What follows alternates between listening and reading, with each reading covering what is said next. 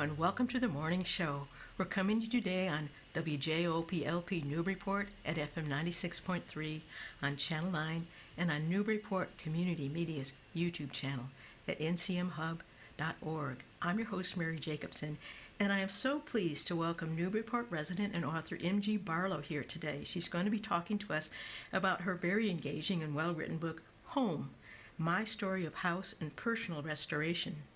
MG's career blends literary, medical, and journalistic talents. As a medical writer, she writes for commercial organizations about diseases, life science products, and the business of healthcare. Previously, she worked as a journalist, writing both for the Blackstone Valley Tribune and for the Telegram and Gazette of Worcester County. She graduated from Clark University, magna cum laude, with a bachelor's degree in the science of professional communications. She resides here in Newburyport, and she proudly describes herself as mother to two awesome sons and to a mischievous apricot poodle inappropriately named Sage. So, MG, welcome, and thank you so much for taking time to visit the morning show.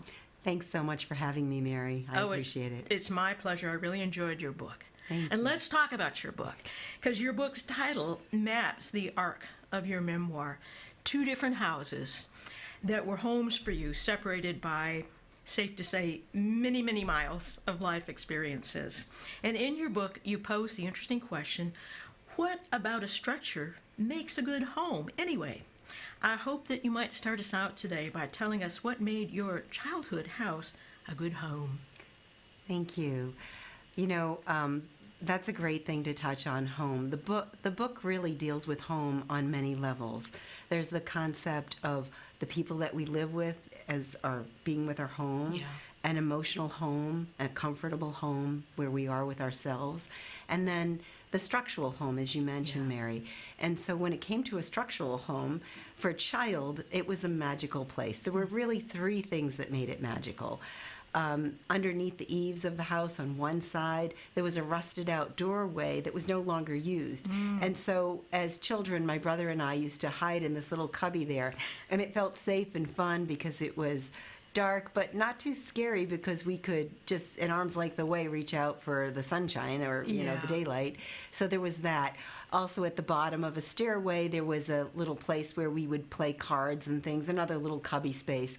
And there were a few other elements, but my favorite part of the house was the floor grate between the upstairs and the downstairs. And a lot of times, you know, in older houses, these floor grates were quite common because the upstairs wasn't heated. And in our case, it was the size of a bread dish, black iron, curlies, cues. And my brother and I would spy through that floor grate on the grown-ups in the living room below. So it was great fun for us. And the house just had all these little elements where we could run around and play and hide. So for me, I think that's what it was. Yeah, you know, it reminds me that in my childhood home, and this was in Jackson, Michigan, there was one stairway that lifted up. It was a secret hiding place on the way up to the attic. And so that was a great hiding place for a Christmas present, so my mother thought. And there was a root cellar outside that had a similar kind of dark, kind of moist intrigue, but it was That's cool. Mysterious to visit, but not too scary. Yeah, that's cool. Yeah.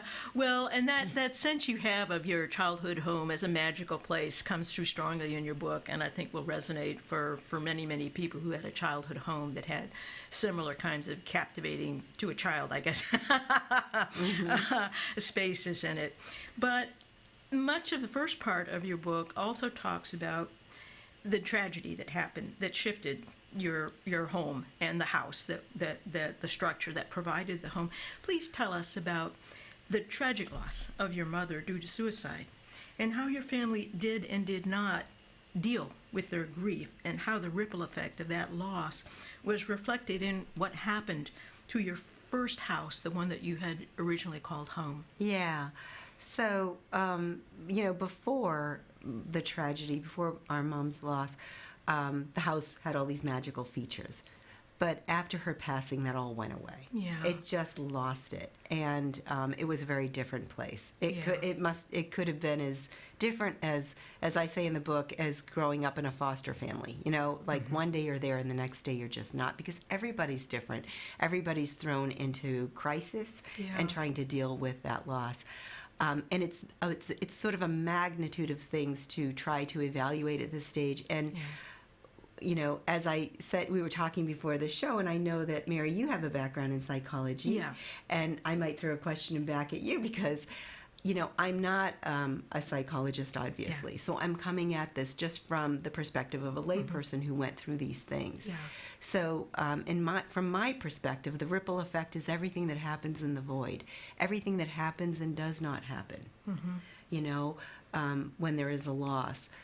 The immediate loss is traumatic and everybody is in shock and dealing with it, but then there's that aftermath, and that's what I'm talking about. All these things that happen and do not happen because this person is missing, this important person.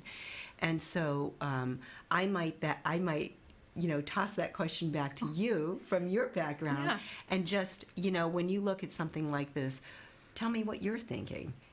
Well, one of the things that came through to me in your book is that your family, as you describe it, just was so traumatized by this without having that word or that concept to self-reflect upon. Yes. But they didn't talk about it.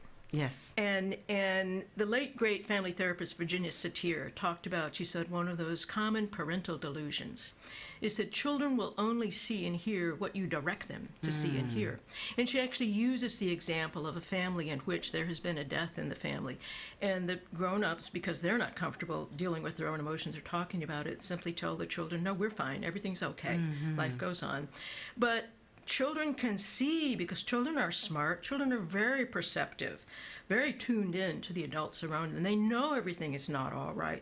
So what they get is confused. And what they learn is to pretend that things are okay when they're not. Yeah, that's so true. And so this leads to a great deal of confusion and a certain amount of isolation and a disconnect. I think there can be a kind of a loneliness with the grief then, and also no vocabulary for talking about in your own mind to yourself about what's going on, and also in terms of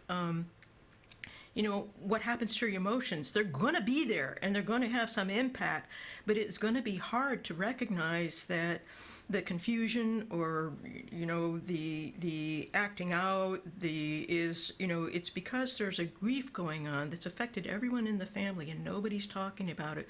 So the word fester comes to mind. Yeah, the emotions just kind of fester, and there can be a lot of behaviors that actually have to do with an unexpressed, unresolved grief and loss that's at the heart of what is breaking people's hearts and is disrupting and fragmenting the family, but nobody knows quite what to do with it. And this did kind of remind me, there's a lot of family divisions then that you describe in your book taking place, and people are in the house, they're out of the house, they're in relationships, they're out of relationships, and I think that a lot of that, things are always kind of motivated by many different sources, but when you're reading your book, I thought, well, this family is in so much pain, and nobody knows how to talk about it. Nobody knows how to deal with that, especially not with one another, and that's where I think things need to be resolved with the people who are sharing and will understand the loss. Now, does that make sense to you? Oh, you explained it so nicely. Thank you.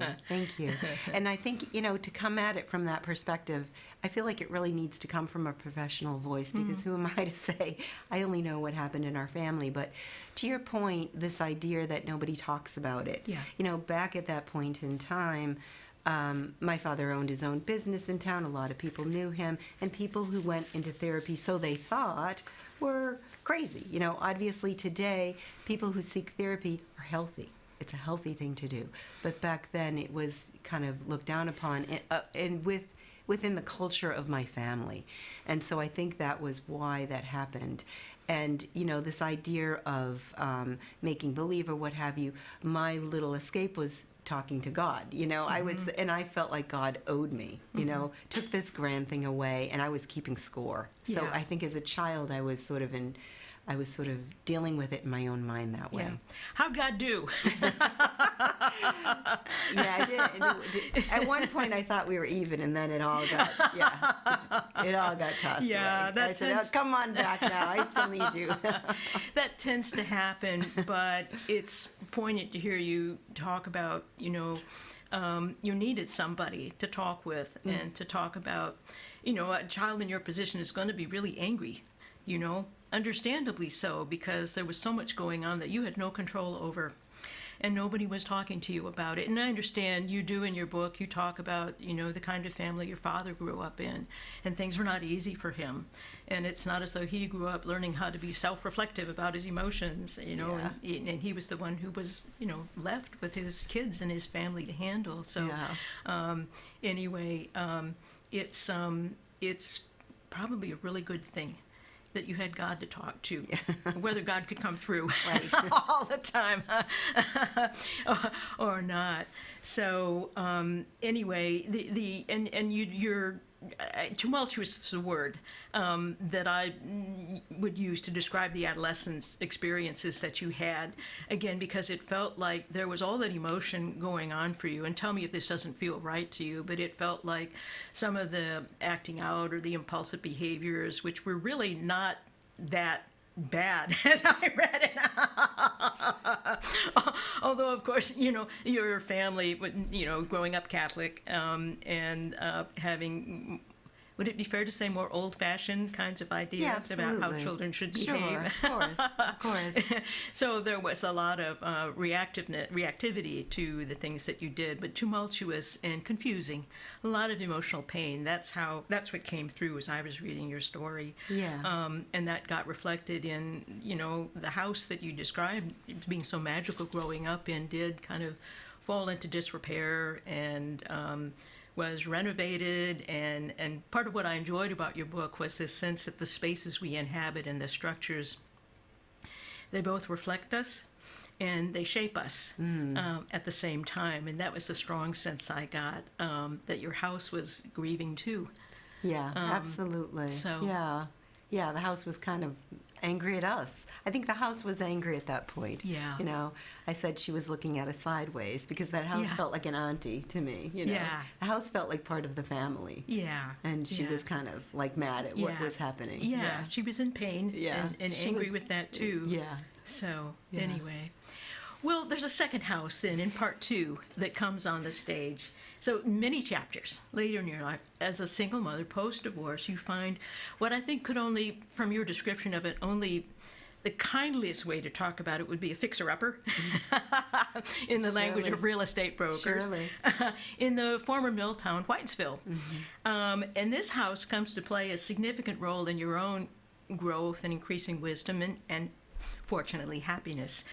So please tell us what immediately drew you to feel that this house was home. What made the structure feel like home from the get-go, and the impact that then putting a lot of work and considerable investment into physically restoring this home had on you. So I just want to read a little bit from the book, and this is just a couple sentences to give you a sense of what it felt like when I discovered that house. The door squealed open its hello, and as I walked in for the first time, the house's warm shelter from that cold rain gave me a grandpa hug. The house wrapped me in its sunny orange glow. Everything from its pane glass cabinetry and artisan moldings to its arched doorways and log cabin oak floors lifted their eyes, gazed my way, and whispered, "It's all right, dear. You're home again." And it felt like that every time I walked in. Yeah. Now, I have a friend who's a realtor, and I've told many people during book talks and so on that if they ever feel like that when they walk into a house, they should leave. Lesson learned, huh? Yeah. The hard way. Yeah. But and just to be completely, transparent about what it goes on in this house, there's not great big transformation and restoration. It's not like I, tore apart kitchens, although at the end there was a minor kitchen renovation. But most of the restoration was small, like something broken was fixed, and there was really sort of three parts to that for me in this house, a journey, if you will. The journey of finding and discovering the house itself and discovering its history, and then seeing myself as a steward. And I think it's in that last part where a lot of that healing went on. Yeah. Yeah. So, finding the house, of course, I was single. I probably shouldn't have been buying a new house like that. I had no handyman skills. My then husband and I had divorced, and I was in a condo, and the kids were wanting to be in a house again. And although they loved their prior neighborhood, that's another whole story. But we felt like we needed to be in our own house again, not sharing walls with other people. And so that was sort of the impetus for finding this house. And so it was all of that. And then the history came when a woman who used to live in the house came back to see it and told me all kinds of things about it. And it just sparked a whole, inspiration that started the book, but not in its current form. I had no idea this was coming this way. But she just told me about lots of things, like a hidey hole in that house. You mentioned the hidey hole in your house. That her father used to save $50 bills in there, and he was hoping to take her mother on a trip, which they never got to do, but her brother did later on. There was a china cabinet that he had made out of what was an old stairway. And so, just all kinds of little stories about her grandparents moving there during the Depression, and the flagpole that he put in the yard because when his first son went off to World War I, he wanted to pay tribute to him, and his second son went also, and they both came home. So once I knew these things about the house and other things, I just felt like I had now this heirloom, and that I needed to protect and take care of it, and that it was important that not only take care of my house, of course, but my kids, so that could be a good house for all of us. Yeah. And so that's where the stewardship comes in. And I think that no matter what kind of an agreement we have with the bank, whether we own our homes, whether we're still paying for them or what have you, we never really own our homes because they outlive us. It's interesting. We're really passing them on to someone else, whether it's someone in our family or, a family that we sell it to.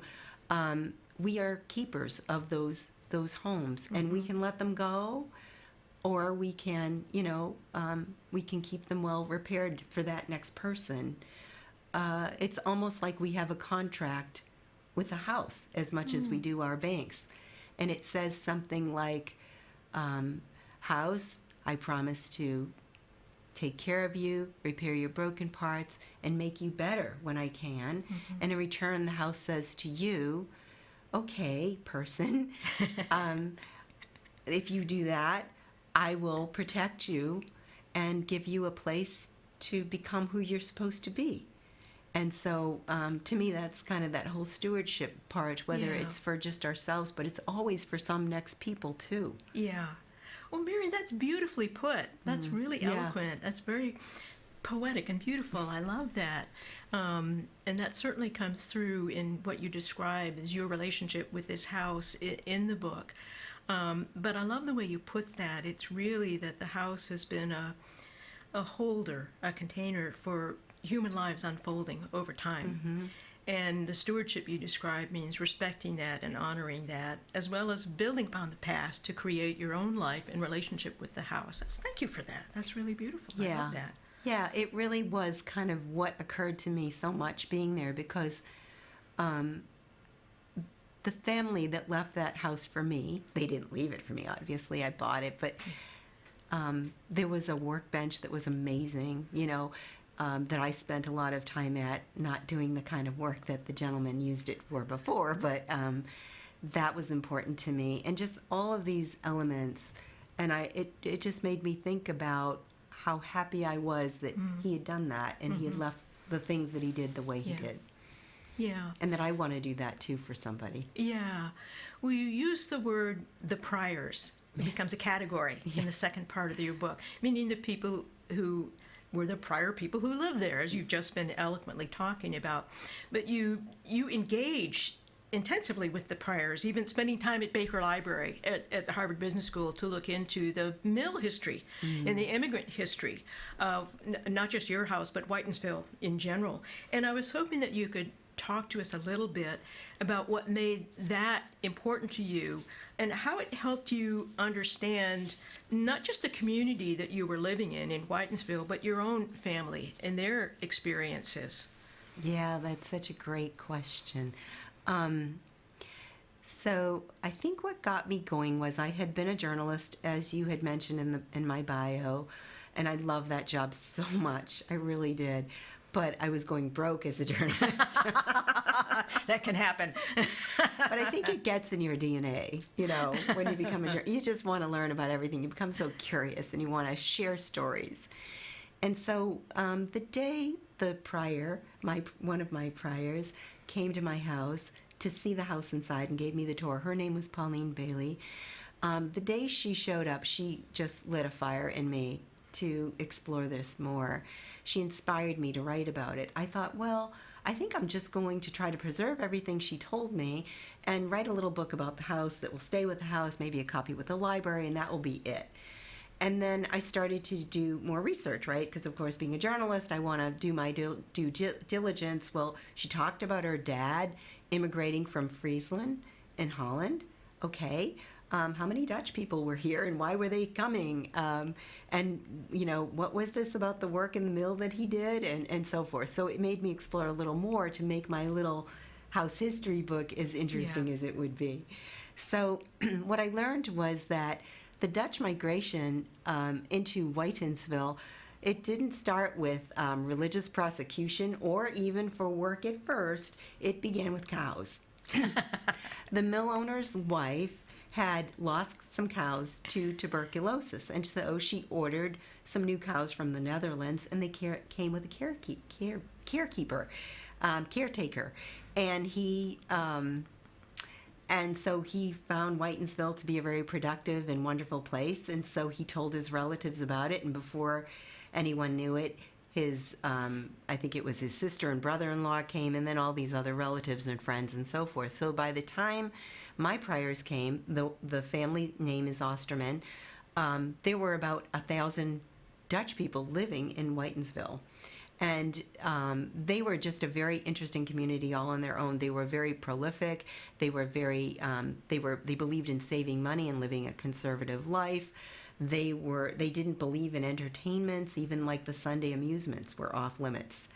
They went to church twice a day on Sunday. They went to a morning service and an evening service. You know, and in between they went home to rest, and some had lunch together and things like that. So that was a little bit about the history of the family and sort of what brought them there in the town. The mill was a big part of that, and it was amazing that it was just such a prolific mill community at that point in time. I think there were about 5,000 workers in its heyday, which was a lot for a mill like that. Yeah. Now that mill has been renovated, and there are many smaller businesses in it. Thankfully, it has been. It's a magnificent building. You know, if you ever get to go to Whitensville and take a look at it and just drive, it feels like the windows alone go for miles and miles. Yeah. But it powered the town, and everybody lived around the mill. It was sort of like a feudal system, if you will.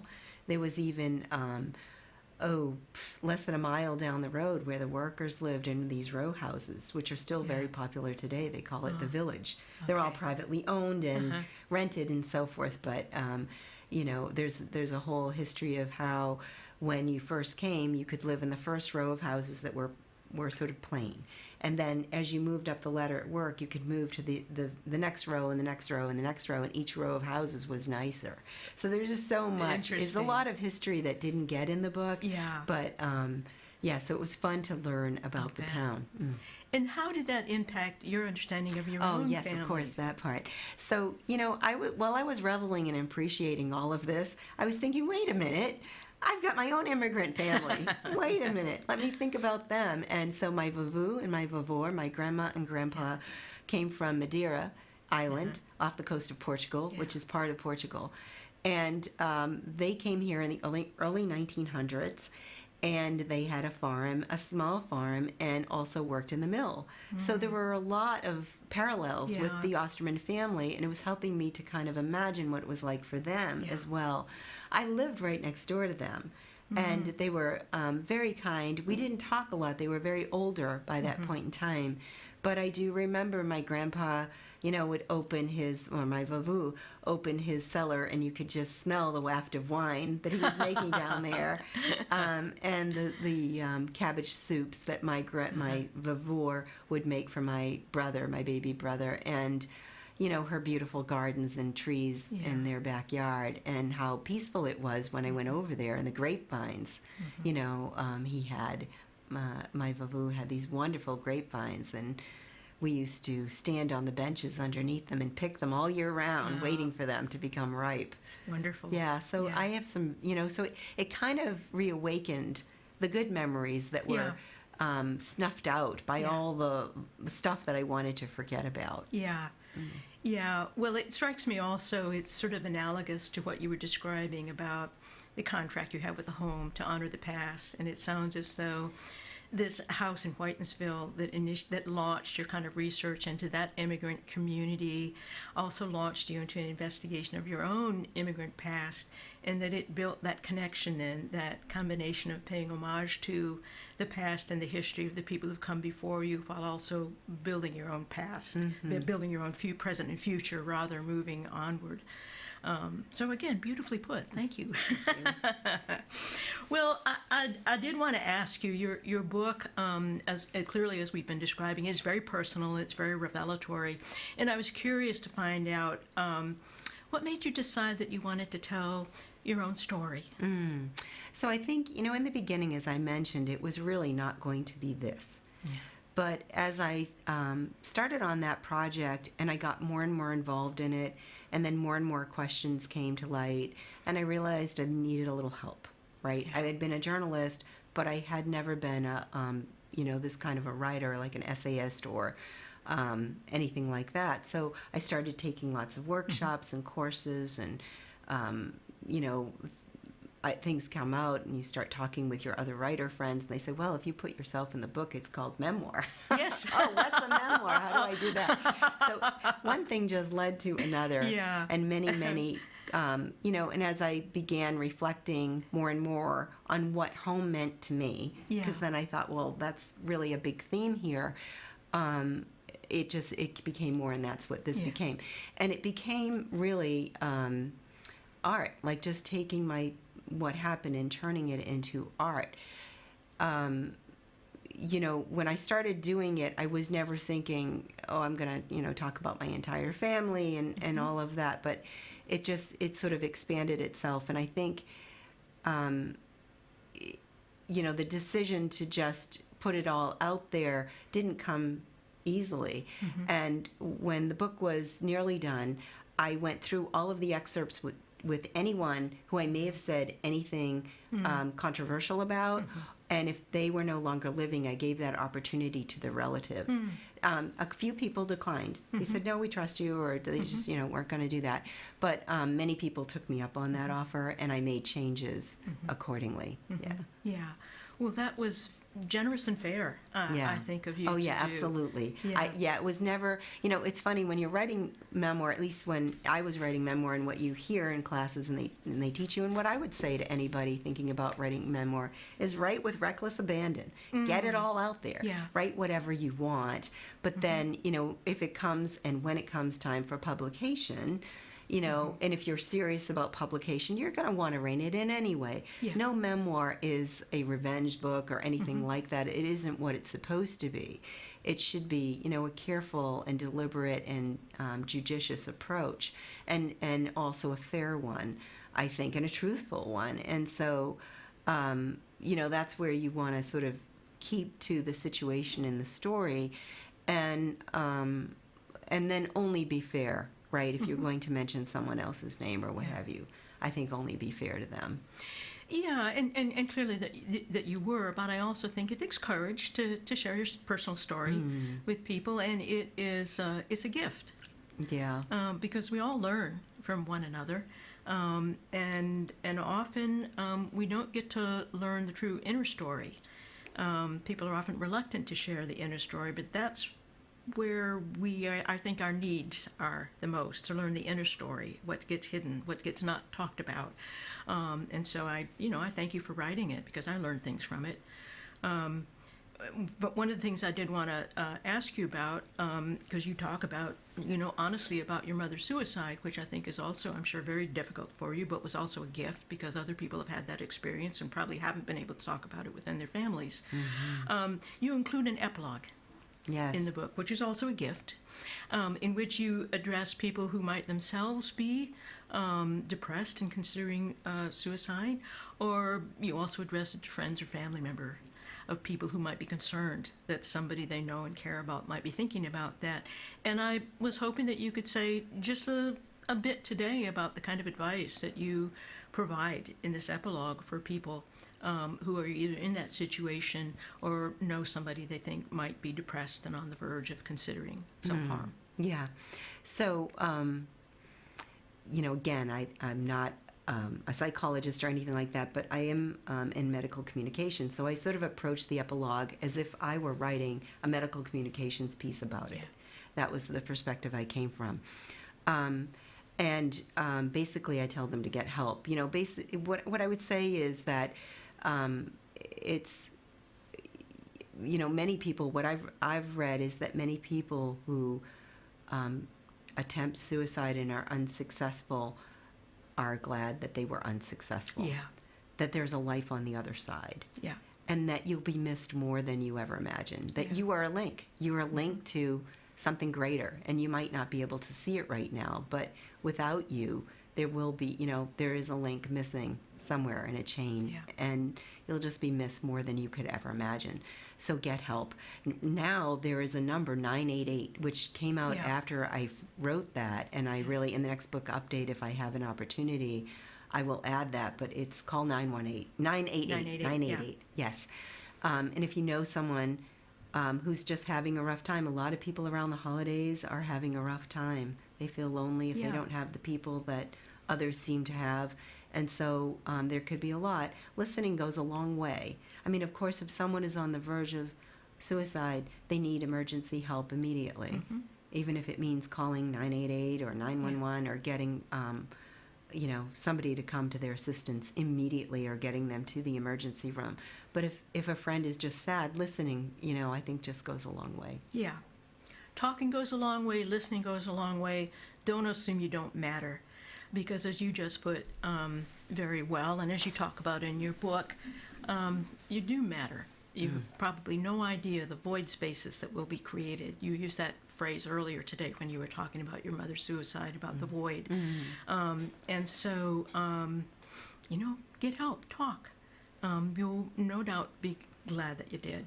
And yeah, that new 988 number is a great resource, and you don't have to be right on the edge. You can just call.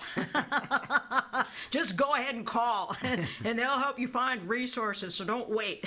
So, Mary, I'm curious to find out what kind of responses have you been getting from readers as you've had book talks and as your book has been out there? What are people telling you about the impact it's had on them? Yeah, so I've received a lot of letters from people, really kind. I mean, I've gotten mostly kind letters. I had one bad review talking about sort of doing one of those little videos where you sort of talk about your bad review and read it and that kind of thing and face it. But I've gotten lots of letters from family members, just very warm and appreciative that I did this.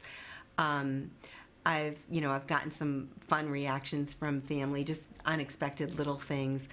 And there's been some revelations after the book. Some people who passed away that I wouldn't, like there's a balloonist mentioned in the book where I go on a balloon adventure, and he passed away. It was just so sad to read about that not long ago. And a very close friend that I mentioned in the book has passed away as well. Very